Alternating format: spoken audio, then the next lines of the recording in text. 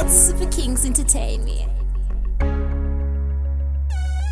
Skyfax. Kana ndinewe mudiwa, pfungwa dzangu dzinozorora, ndiwe wega wandinoda.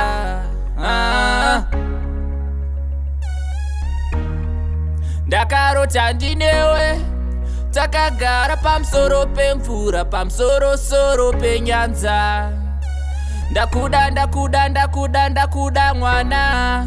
Ndakuda, ndakuda, ndakuda, ndakuda, ndakuda, ndakuda, ndakuda, ndakuda, ndakuda, ndakuda, ndakuda iwe. Moyo muti unomera paunoda, kana omera pananga udzura.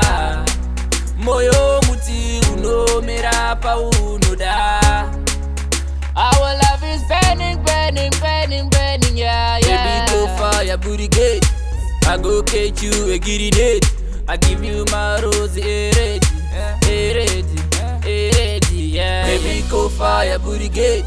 I go catch you a giddy date. I give you my rose, ready, ready, ready, yeah. Iwe wandida, ini ndakuda. Iwe waneni, tafambizana. Akuchina mumwezi yangapinda pakati pedu.